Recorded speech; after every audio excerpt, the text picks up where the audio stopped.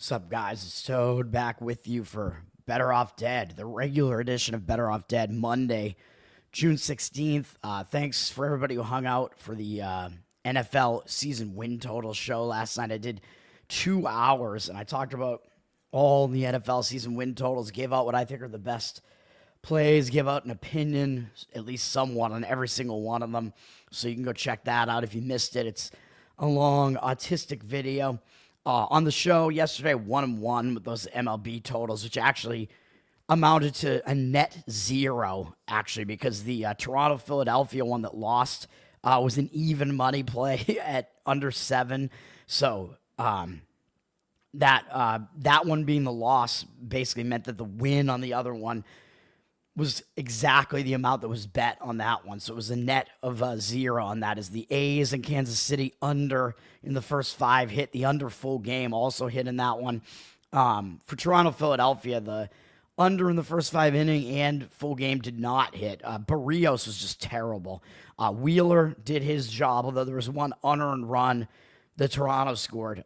Toronto's bullpen was bad, and Barrios was just terrible. So that didn't work out. I'm going to give out 2 MLB plays today. We have a short MLB card, and we do have NBA. I apologize for my voice. My voice is completely dead right now.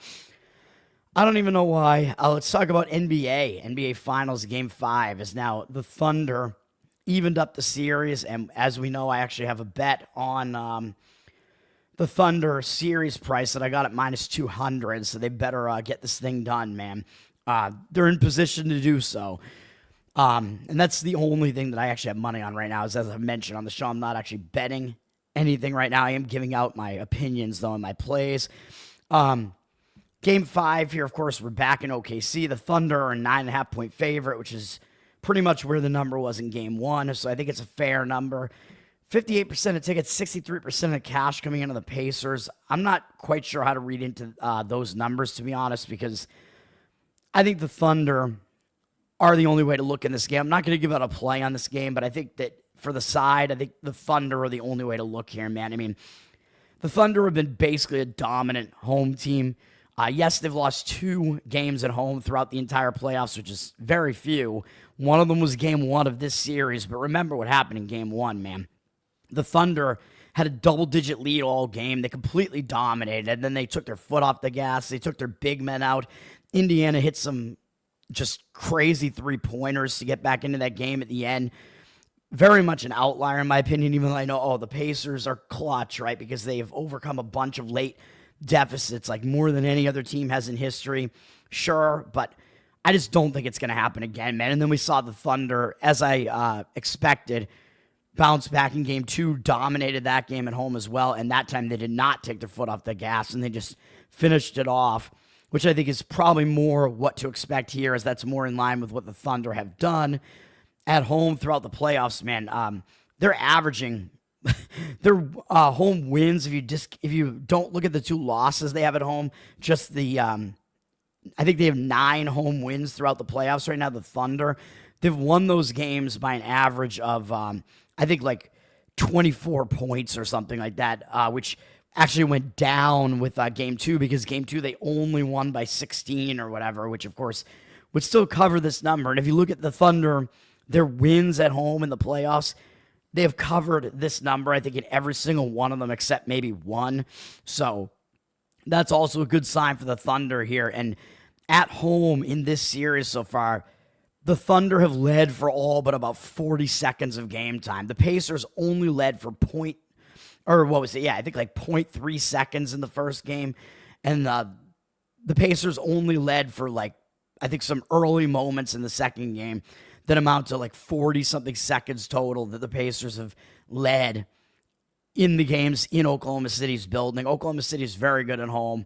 They're very good at home throughout the regular season as well. The Pacers are about a 500 team on the road. So I think we only look towards the Thunder here. I still think the public is too heavily on the Pacers, thinking that, the Pacers just played another close game. They, basically the only game the Pacers have lost by this margin was Game 2. So the public is going to be looking at that and thinking this is a competitive series. The Pacers are going to make this close. Last game was close as well. So I think that's probably what the public sentiment is. And I Don't agree with it. I think the Thunder are dominant at home. As far as the total, it is up from 222.5 to 224.5, which is a little bit lower than what we've seen in some of the other games. These teams have had 2 days of rest now, so I actually think an under might make more sense in a game like this. We have 80% of tickets, 96% of the cash on the over. But the Thunder tend to be correlated to an under, I think, even though both teams like to play fast. The Thunder, I think, want to at least try to slow the tempo a little bit, and they want to focus in on defense and take away the Pacers' scoring threats. So I think an under does correlate with the Thunder side, even though the Thunder are also laying a huge amount of points. So I would lean that way. The public is on the over, even though it looks like the money came in on the over, too. I'm not quite so sure about that. So that's the way I look at that game. We have no WNBA or NHL today, and we have a pretty short but kind of interesting MLB card today. Philadelphia at Miami. I'm going to give it a play on this. Philadelphia money line, I think, is the way to go here. I know it almost looks too easy. The money line is dropped, but I'm hoping that that's just because early money. I mean, these games don't start until the evening, so I'm hoping that early money is coming in and just taking the side that they don't want and dropping the number down so that they can come back and play Philadelphia. I don't know if that's the case or not. We have 85% of tickets, 99% of the cash on Philadelphia right now. But if we can get a shorter line, I mean, hell, it's at minus 111 right now. Let's give it out at that. I mean, whatever number you can get on Philadelphia, I think it's a short number, man. You're obviously getting the team with the way better offense, first of all, in Philadelphia. The bullpen advantage is not much one way or the other, and both teams do not have a very good bullpen. Neither team used a lot of their bullpen yesterday. So, bullpen situation, a little bit of a wash. And then I think we have to give the starting pitching edge to Philadelphia as well here, and the situational edge. So, I think there are some edges here for Philadelphia, even though, again, it looks way too easy to take them. But Miami, first of all, they're returning home from a road trip that took them to Tampa Bay, Pittsburgh, and Washington. And they just swept Washington, which is a pretty big divisional sweep. Even though both these teams are right near the bottom of the, they're at the bottom of this division, but it's a big sweep. And usually a lot of times you don't want to jump in front of like a momentum train like this, but this is Miami, man. They're a bad team. And returning home from a long road trip, I always say when you return home from a road trip, you tend to be a little bit distracted because you have to get back to family life. And yes, I understand they're facing Philadelphia, which they should not be distracted for that. I mean, Philadelphia is a good team in the NL East. Sure. But when teams return home from road trips, like bad teams in baseball tend to actually do even worse in this bad spot. And Miami definitely qualifies as a bad team. Philadelphia is certainly the way better team. So even though it looks way too easy, I think the spot does set up for a fade of Miami. I think they will be a little bit distracted coming off a nice sweep and coming back from a 3-series road trip because you have to get back home. You have to get to family life. That distraction does still come into play a little bit. Philadelphia, I think, has momentum here. I mean, they've won 4 games in a row, so both teams are coming into this game with momentum. I don't think it's a letdown for Philadelphia. The fact that they beat Toronto in 3 straight games, yeah, they looked good in doing so. And they do have to face a bad Miami team here that they might not totally pay attention to. And yeah, again, it looks way too easy to take Philadelphia, but I just don't think it's wrong in this case. I think when you start a road trip, you do want to be focused. Again, I don't think beating Toronto is really that big a deal, even though it was a little bit of revenge because Toronto had beaten them the previous time. But I think it's gonna be a situation where they carry momentum out on the road. Usually you do want to focus in the first game out on the road. And I like the fact that Mick Abel is pitching for Philadelphia, even though I know his last start wasn't good, but I'm going to give him a little bit of a pass for it because it was against the Cubs. He walked 3 guys, but overall, those were his only 3 walks so far. He hadn't walked anybody in his first 2 Major League starts. He is a rookie, and even though he got worse in each start, he was facing increasingly good offenses, but now he's actually stepping back down a little bit, even though Philadelphia is a good offense. Or excuse me, no, he's stepping way down. What am I saying? He's on Philadelphia. He's facing Miami, so he's stepping way down in class. Miami is basically about the level of Pittsburgh offensively, so he's stepping way back down in class coming off that Chicago game, that Cubs game. So I'll give him a little bit of a pass for it. I think he will do better here. Still has a 14-3 strikeout walk ratio on the season, which is really good.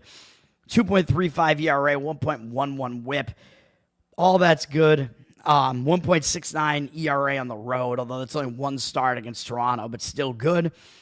And of course, we don't even have to look at it really, but Miami has never seen him before. So you get a bad offense in Miami in a bad spot where they might be a little bit distracted up against a young, talented pitcher that they've never seen before. Again, I always say I think that pitcher has the edge because the hitters don't know what to expect really, and they have to adjust. So I like Abel here.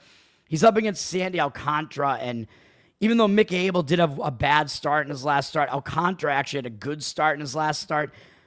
I don't know that there's too much we could take away from this. He had two good starts in a row, actually, but it was at home against the Rockies and then at Pittsburgh. Those are two really, really bad offenses. So even though Alcantara is in decent form over those last two starts with 10 strikeouts in 12 innings, gave up only 2 combined runs, 2 walks, I'm not ready to say that he's completely back, man, because he's just been really bad on the season. 7.14 ERA, 1.49 whip. His ERA on the road is worse with a 9.82 ERA on the road. That's not good. And he's stepping way up in class to face a Philadelphia offense that's really good. And his numbers historically against Philadelphia are not good. In a huge 219 at-bat sample size, he's allowed a 306 average and 777 OPS. So that's not very good either. A couple of these guys do have good numbers off of him. Real Muto, however you pronounce his name, is 11 for 36 with a couple home runs. Schwarber, 10 for 35. Castellanos, 7 for 25. That's not that great. Baum is 10 for 27. Double, triple, 7 RBIs, a walk. Trey Turner, 13 for 37 with a home run, 5 RBIs, 2 walks. So those guys, if you want to look for player props, I always recommend hits plus runs plus RBIs. Any of those guys might be a good go in this one. So Alcantara does not historically do well against Miami. So everything basically adds up to a Philadelphia play there, even though, again, it looks too easy. But sometimes that's not wrong. Usually it is. Usually I would not want to do it. But just everything seems to line up that way. Philadelphia is the better team, obviously. Better offense. I'm not even convinced that their bullpen's not the better of the two because Miami's bullpen sucks. So that's the way that I look there. Colorado at Washington. Colorado is coming off beating Atlanta, which is ridiculous. Grant Holmes had 15 strikeouts in this game against this Rockies offense that sucks on the road. Grant Holmes completely dominated, and then his bullpen absolutely ruined his start behind him. I mean, they were in that game.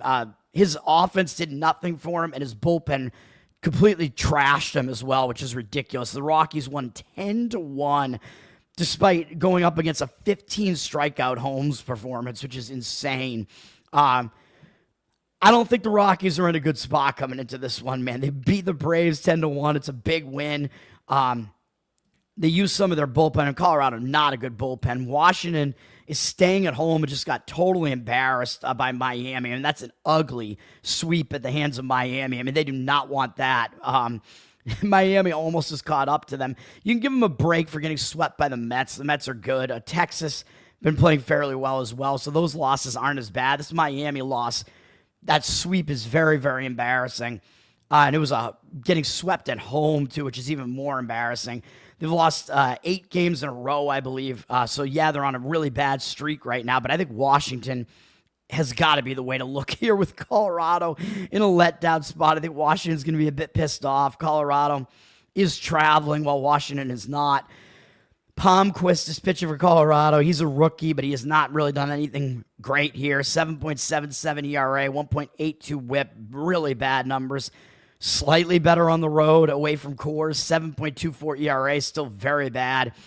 Not in good form right now at all. I mean, he's only gone 5 innings in 1 start. Colorado's lost every start that he's made. Not a good sign. Nothing very good about any of this. A 16-13 strikeout walk ratio and already 5 home runs allowed. More than 1 hit per inning. You get it. I mean, none of this is good. Even though Washington has never seen him before, hasn't really worked to his advantage so far. The fact that these guys have not seen him before. He's just not pitching effectively. And he's up against Jake Irvin, who has been okay for Washington. 4.21 ERA, 1.25 whip. Hasn't been good this month, though. In June so far, he has 7 strikeouts, 5 walks. That's not good. And his last start in May wasn't good either, although granted it was at Chase Field, which is a hitter-friendly park against a good offense in Arizona, but he had no strikeouts in that one. He had 10 hits, 6 earned runs. Was not a good start. This month, he has faced good offenses, though. The Mets in Chicago, Cubs, not the White Sox, the Cubs. Good offenses. So he might settle down a little bit, even though he's not in good form. He's been better at home with a 3.46 ERA.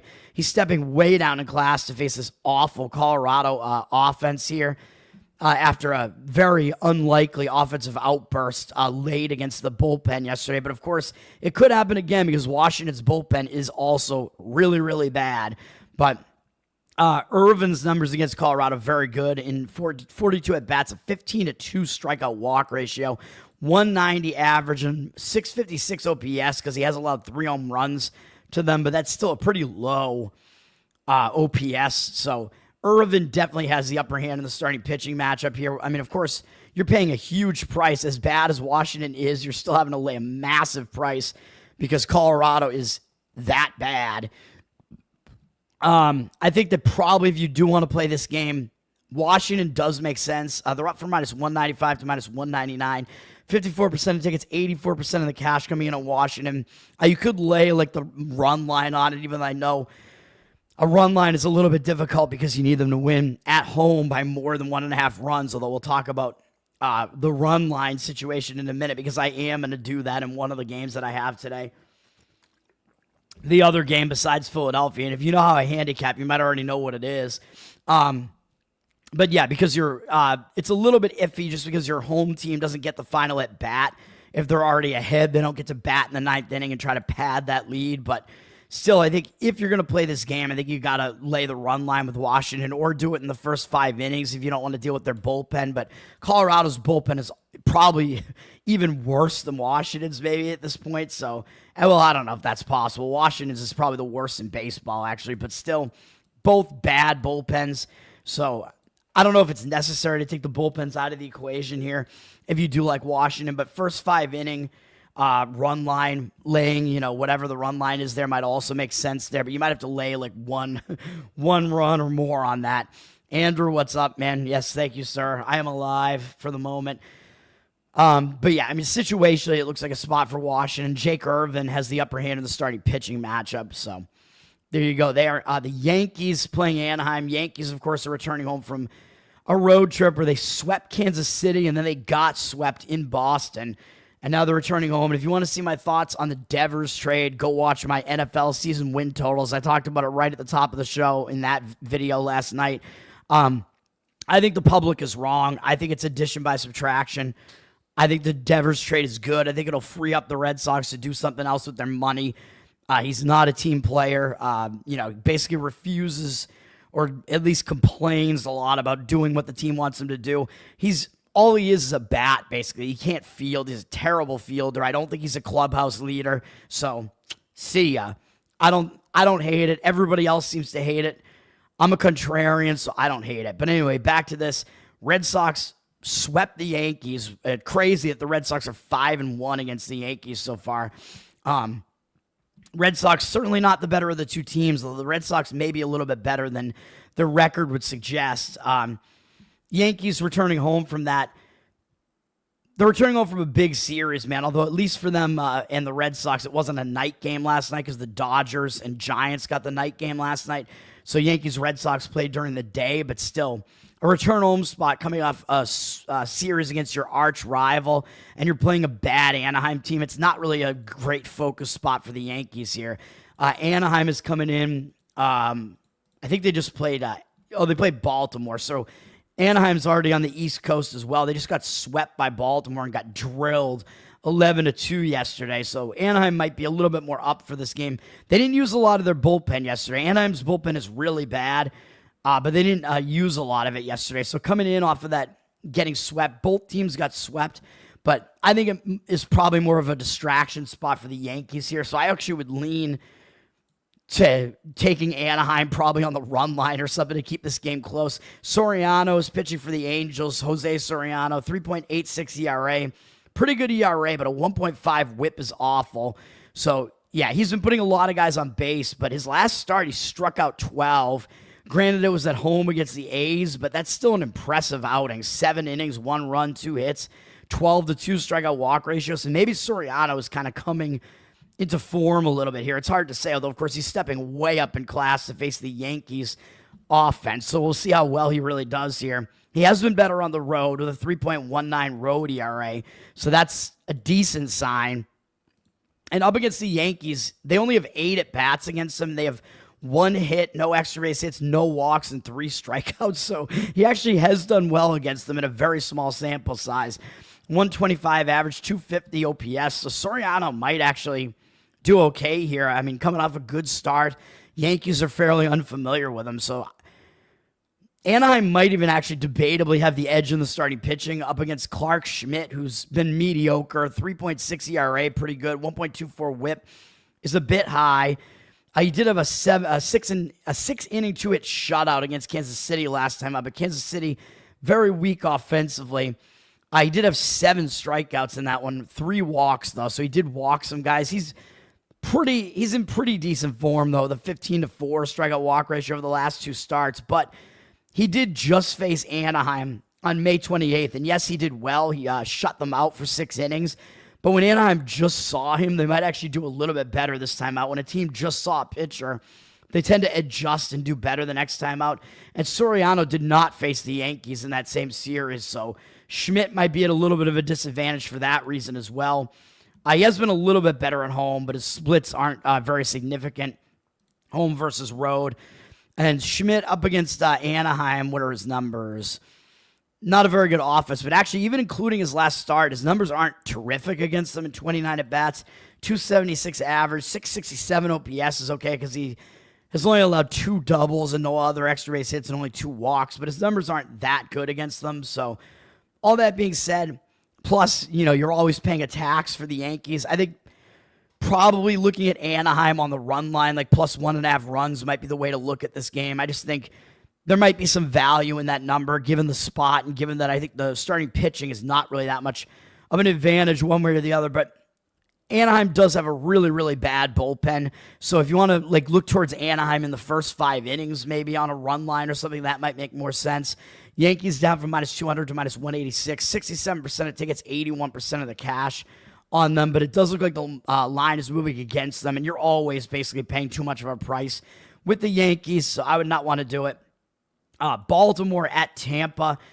Tampa's returning home from a road trip where they went to Boston, and then they swept the Mets, and now they're returning home from that, so I don't think it's the greatest spot for Tampa, man. They must be feeling pretty high on themselves right now after a big road sweep of one of the best teams in the National League right now, the Mets.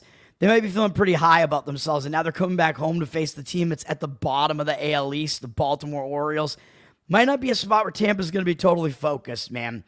Tampa did get a good start from Boz yesterday, so they didn't have to use that much of their bullpen. A couple of the guys only threw a couple pitches, too, so they mostly just used one guy who's an innings eater, so their bullpen is pretty saved here, and they do have the way better bullpen over Baltimore, so Tampa definitely has a bullpen advantage here, but I think Baltimore has a situational edge and the starting pitching edge in this one. Baltimore just swept Anaheim at home, and now they're starting a road trip, and a team like Baltimore, they're behind Tampa in the standings. It's a big divisional matchup for them, so I think they are going to show up focused for the first game of this series. So I do like this as far as Baltimore is concerned. Starting a road trip here, I think it looks like a decent spot for Baltimore. But I would probably be taking the bullpens out of the equation because Tampa's bullpen is definitely better than Baltimore's. Zach Eflin is on the mound for Baltimore, and he's been pretty good. 4.08 ERA is probably even higher than it should be with a 1.09 whip. His whip is quite good. I took Baltimore in the last game that he pitched, and they won against Detroit. It was a nice win there. Kind of a misleading line there as well. Why is Baltimore favored against Detroit? They got the win there. Eflin has a 12-1 strikeout walk ratio this month. Orioles have won his last 3 starts. They've won all of them. He's gone at least 6 innings in all of them, allowed 3 or fewer earned runs in all of them, and only 1 or fewer walks in all of them, with at least 5 strikeouts in all of them. So he's in good form right now. 3.86 ERA on the road is good, although He's going to have to pitch in Steinbrenner Stadium here or whatever, which is a pretty hitter-friendly park, but Tampa's offense isn't that great either. And up against Tampa's offense, though, this is where it worries me a little bit. That Eflin, in 42 at-bats, he's allowed a 286 average and 866 OPS to the Orioles, so that does worry me a little bit with Eflin, which is part of the reason why I'm kind of staying away from this one. He's up against Pepio, who I do think is one of the better starters for Tampa, even though a lot of guys don't seem to like him, like even professional bettors don't, but I think he's fine. 3.31 ERA, 1.14 whip, those are pretty good numbers. This month he has a lot of strikeouts, high strikeout rate, 17 strikeouts in 11 and 2/3 innings, 4 walks. I mean, that's kind of what he does, man. He kind of walks too many guys. He gets a lot of strikeouts. A little bit of a rough outing against Boston last time out, but at Fenway Park against a Boston team that hit pretty well. They hit pretty well at home, so I'm not going to bash Pepio for that. And Pepio has not allowed more than 3 earned runs in any start, except for this one, again, against Boston at home, which wasn't even that bad of a start, really. So Pepio has actually been pretty good on the entire season. He's been a little bit worse at home, though, with a 3.57 ERA. So that does still have me leaning to Tampa a little bit, or excuse me, to Baltimore a little bit here. But Pepio against Baltimore has better numbers than Eflin does against Tampa. In 38 at-bats, he's got a 12.3 strikeout walk ratio, 237 average allowed, but a kind of high 793 OPS because we're looking at the fact that he's also allowed 3 home runs to them. But, yeah, so Pepio does have the better matchup numbers, but I think the situation is better for Baltimore. I think Eflin can at least, hold Baltimore in this game. So probably I would look at Baltimore as an underdog in the first 5 innings is probably the way to look at this game because I don't want anything to do with Baltimore's bullpen at the very least. But I'm going to stay away from the game anyway. It does look like the money line dropped on Tampa down from minus 123 to minus 110. But we have 76% of tickets, 96% of the cash coming in on the Tampa side. So that's a little bit of an indicator, I guess, that there is money coming in on Tampa. Opposition to where the money line actually drops. So maybe that was a false move. I don't know what to think about that. And we do see 89% of tickets and 97% of the cash on the under. I mean, just on the surface level, both of these pitchers are pretty good. So like a first 5 inning under with 2 offenses that aren't really that terrific either. A first 5 inning under could make sense here, but I worry a little bit about Eflin's matchup numbers there. So I will stay away. David, what's up, man? Yeah, I'm doing ASMR now. It's what would that be? Autistic sports, mumbling retardation, something like that. I don't know. Yeah. Well, that sucks though, because I want to at least be entertaining, man. Boston at Seattle. This is going to be my other play, man. And this looks like, given what Boston has been doing recently, they're hot right now. They look pretty good. They have a big name behind them. This looks like a crazy price to lay with Seattle, so that's why I'm going to do it. I'm going to say lay the minus 1.5 run line with Seattle. You can get it at plus 120.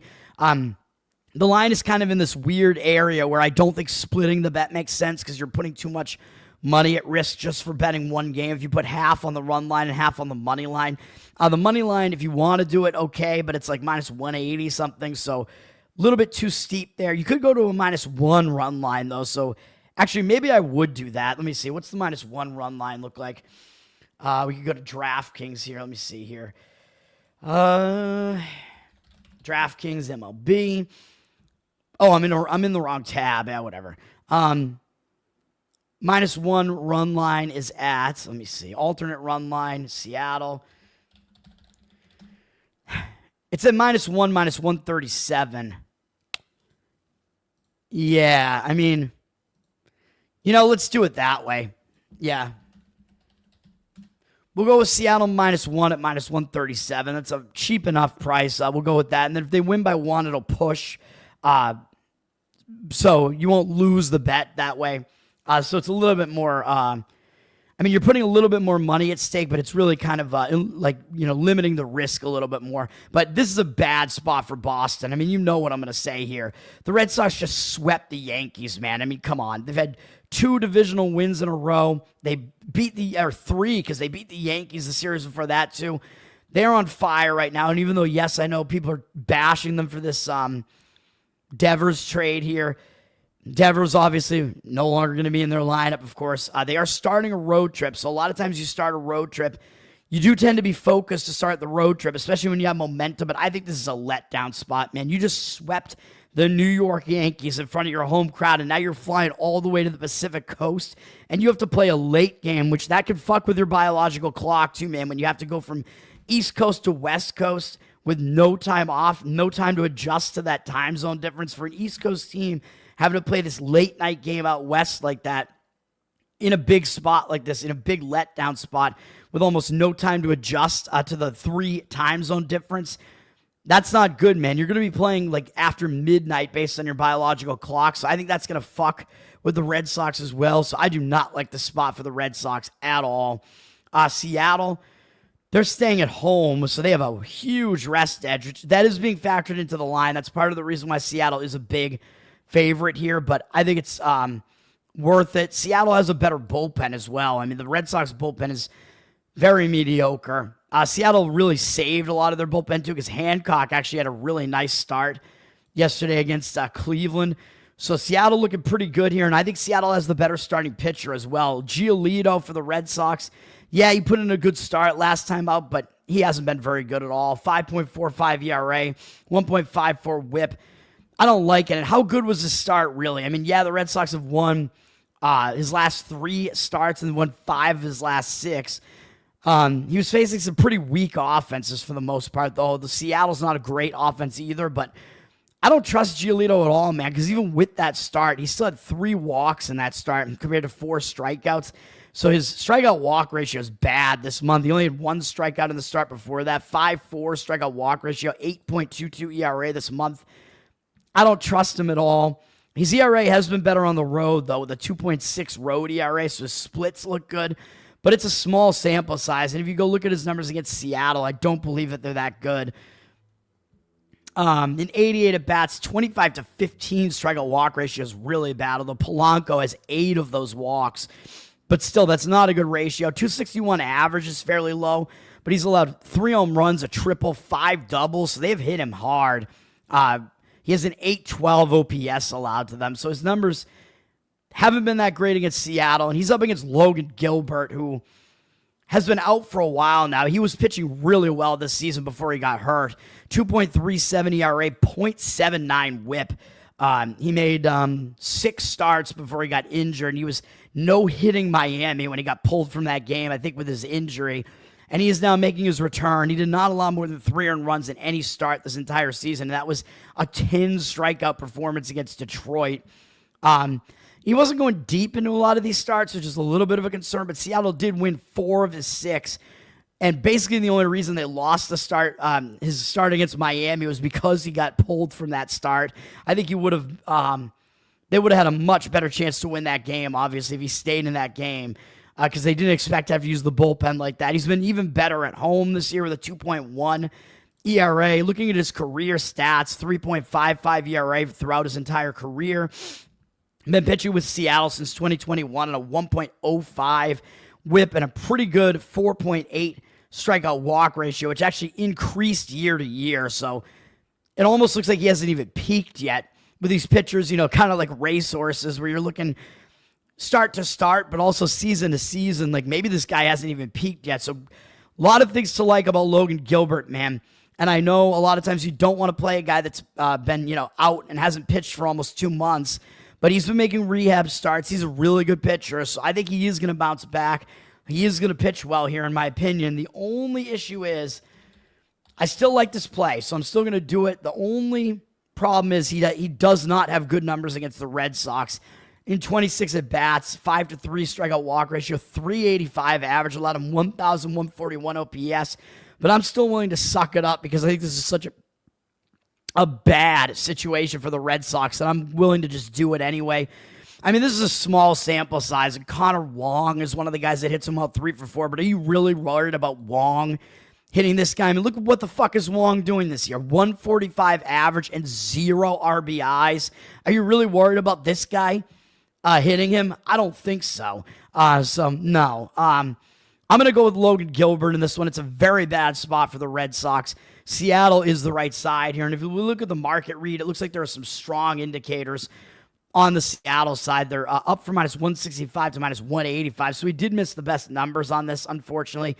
Could have had like a split bet or a -1 run line closer to like a -110 price. 62% of the cash on Seattle, 56% of tickets on Boston. Public likes what they saw last. Oh my God, the Red Sox just swept the Yankees. Red Sox are on fire right now, so the public is on them. I don't agree with it at all. Seattle is going to win that game. Seattle's the right side there. All right, and then 2 more games. Houston at the A's. We're in the Pacific Coast games here. The A's are returning over from a road trip, I believe. Yeah, they went to Anaheim, got swept, and then they went to Kansas City and swept Kansas City. This Kansas City team, man, they cannot hit at all. Still pretty impressive for an A's team. It's not that great to sweep Kansas City. But now they're returning home from a road trip off a pretty big sweep, really. But are they going to be distracted to face Houston? Probably not, because, I mean, Houston's leading the AL West. So, I mean, it's a little bit of a mix, right? Because similar to what I said about Miami, and I know I'm fading Miami because Miami's just a bad team in a bad spot. So are the A's here. The A's are returning home from a road trip. But they were in California for the first part of the road trip, so it's not as significant a road trip as Miami's is, where Miami was away from home for longer. The A's played 2 series, and now they're returning home. Still is a little bit of a distraction spot when you're returning home, but they are facing Houston, who is atop their division, so they'll want to show up for it. Houston is in a good spot, too, though. I mean, they have momentum. They won 5 games in a row. But they might be feeling a little bit high coming off a sweep of the Twins, who are considered to be a pretty good team in the AL, and now they're starting a road trip. Usually, though, when you start a road trip, you are focused. You want to get off on the right foot. It is still a divisional game, but it's a little bit of a weird spot because Houston's having to go to this A's stadium, I think, for the first time. If I'm not mistaken, I don't think they've played at the A's yet. They hosted them for a 2-game series. They have not played here yet. So it is a weird stadium for the A's, or for the Astros to have to go to here. Very strange, hitter-friendly AAA park there, but the A's have been terrible at home. Like, they've given up a ton of runs at home. So I don't know who you trust or what to trust in this game. Houston, we don't see any real numbers here in the market because it looks like the A's were undecided on their starting pitcher. Maybe they still are, even though ESPN does have a starter listed. We do know that Houston will have Lance McCullers starting. Houston also has the way better bullpen, by the way, so keep that in mind. Lance McCullers, after a really, really rough start to the season, which I think you can, a lot of these Houston fans were, giving him death threats and whatever, which is totally unacceptable. When he's a guy that's been so good for your organization for years and he comes back from serious injury and surgery, it's going to take some time for him to get back, man, after that, having multiple years away from baseball.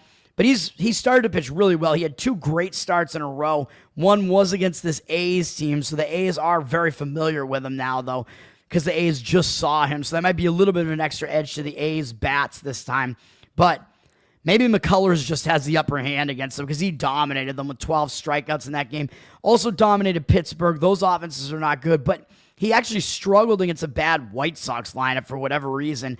Last outing wasn't good, so I don't know if he's slipping back out of form here or what. He walked 4 guys in that outing, so I do worry a little bit about McCullers for that reason. He does have a 0 ERA on the road so far, although that's probably going to go up in this start. I mean, if he gives up 1 run, it'll go up. He's made 3 road starts this year, though, and he hasn't given up any runs in any of them, which is kind of crazy, although 2 of them were shortened. So not a whole lot you can take away from that, but he has pitched well on the road so far for the most part. Up against the A's, historically, does have good numbers. 25 at-bats against them. Well, 10-5 strikeout walk ratio isn't that good, but Brown has 4 of the walks, so I'm not as concerned about that. He's held to a 160 average. 660 OPS is a little bit high because of all the walks in 1 home run from Jacob Wilson, but I like McCullers. My guess is he'll do okay here, but it is a weird situation where it looks like he fell out of form a little bit. The A's did just see him, and now he's pitching in this weird hitter-friendly park, so I will stay away from this one. Spence is supposedly the starting pitcher, at least according to ESPN, but he may wind up being like a follower in this game. So the A's, because they're undecided, they might be going with like an opener and then going to Spence after that, so we'll have to see. Spence has been okay, though, this season. 3.67 ERA, 1.2 whip. He's been pretty good this month with a .75 ERA in 3 appearances, 10-1 strikeout walk ratio. Went 5 innings in each of his last 2 outings, allowing 1 combined run. I mean, that's not too bad. Facing weak offenses, Minnesota and Anaheim. Houston's offense isn't that good either. Houston has seen him in a relief appearance this year, where he did well, 1 2/3, gave up 1 hit, nothing else, and 3 strikeouts. So he did well against Houston the one time he did face him in relief this year. He's been pretty bad in this home stadium, though, 6.16 ERA, so that's not great. And up against Houston's bats in his history, those numbers are good. In 28 at bats, 8-2 strikeout walk ratio, 214 average, and 517 OPS. So a lot of mixed. We have some mixed numbers here, man. So this is a very, very difficult game to handicap. Houston is going to be a favorite in this game. ESPN says that it's about -155 right now with a total of 10.5. Because I mean, the 10.5, you're going to have a high total in these games at the A's Stadium because it's very hitter friendly. But we'll see what happens there. By the way, the total in that Red Sox game with Seattle is 7.5. And it looks like some of the money did come in, pushing it down even further. So that is a decent indicator that the odds makers are expecting Gilbert to pitch well in that game, which I think does help our handicap, although it doesn't help Seattle laying a run line, because laying a run line at home where you don't get that final at bat, and if they're ahead already, I mean, and it's a game that's supposed to be low scoring, it makes it a little bit more difficult to win by margin there. But that's why I think being able to take the -1 run line is a little bit of a better option for that reason as well. Oh, thank you, David. Connor Wong sucks. He does. Was he an all-star? I don't know. The Red Sox had Houck was an all-star last year, and then he just completely fell off the rails after he was an all-star. He sucks. I don't remember if Wong was or not, to be honest. I mean, Wong is terrible, though. Most of the Red Sox hitters have really started turning it around, but not Wong. And then our final game of the night is actually a good one, and there are a lot of interesting things going on here. The Dodgers are playing in this game against the Padres. The Dodgers just beat the Padres on the road 2 games out of 3. So the Padres are going to have revenge on their mind here, man. And the Padres are 3 games behind the Dodgers. So I think this game means a little bit more to the Padres. Dodgers are coming off the night game, the ESPN night game, where they beat San Francisco. So it's not a great spot for the Dodgers for that reason. It's a quick turnaround time, but at least the Dodgers are staying at home, so they don't have to travel. But that quick turnaround time, especially off of a divisional win over the Giants, who are in the running right there in the division as well. Big win for the Dodgers last night.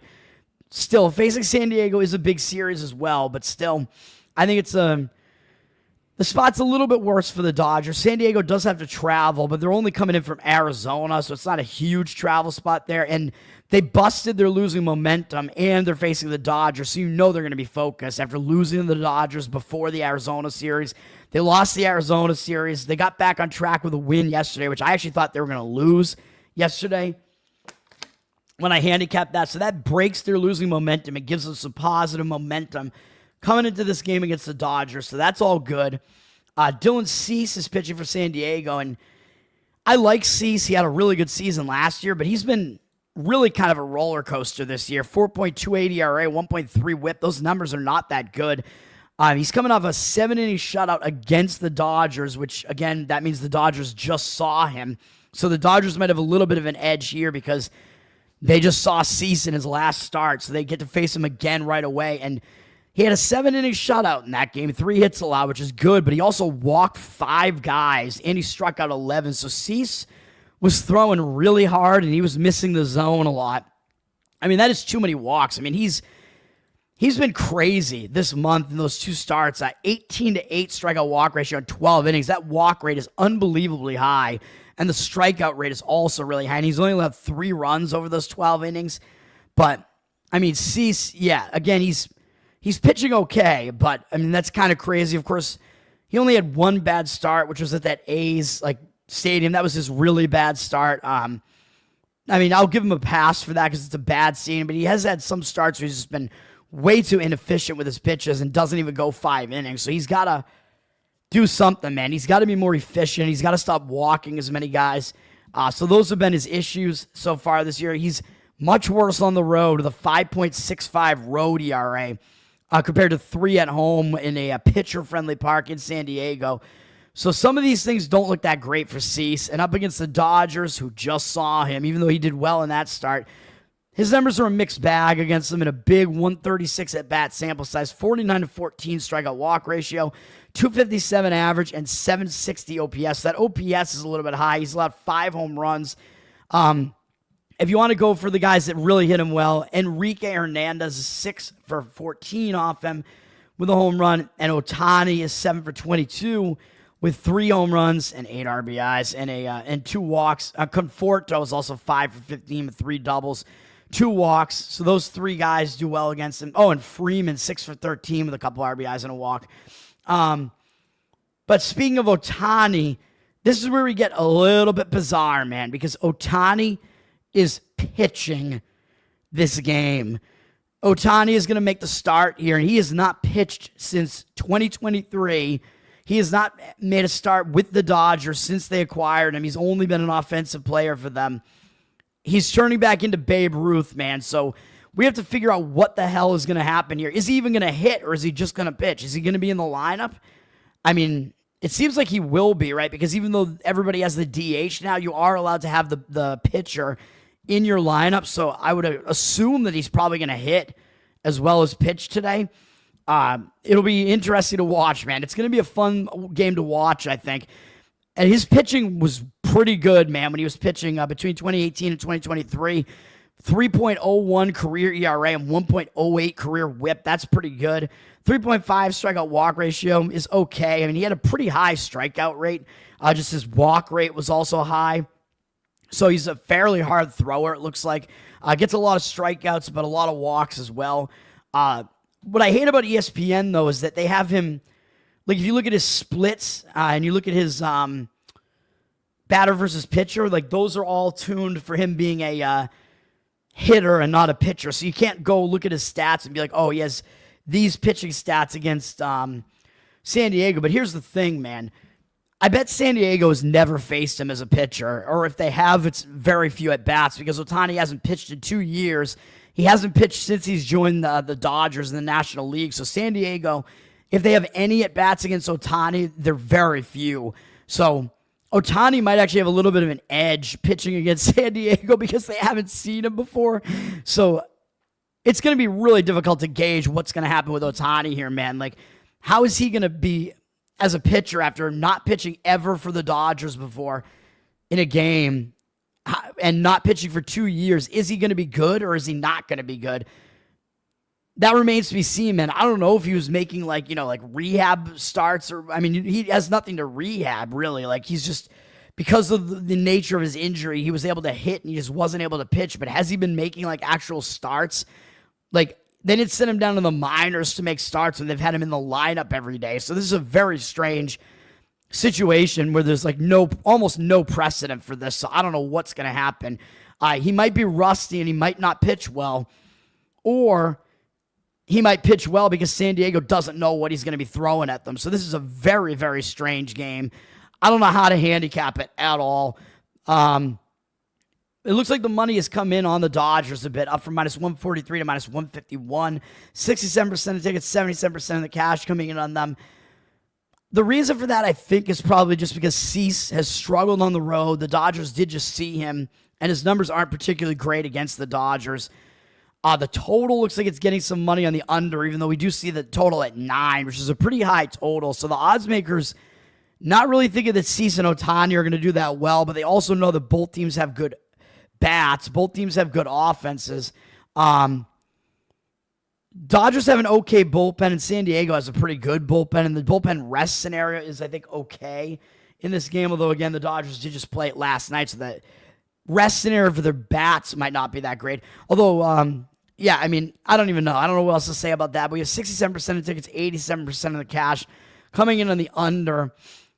I think this one is just going to be a game, just sit back and watch it, man, because it is very difficult to handicap that one. I think it's very much a roll of the dice in that one. So that's going to do it. Thanks, guys, for hanging out. The actual plays are going to be the Philadelphia Phillies on the money line and Seattle Mariners on the run line. That's going to do it. Thanks for hanging out. I'm Tower Gang Toad. Actually, learned a Toad. Sorry, I learned a Toad on Twitter.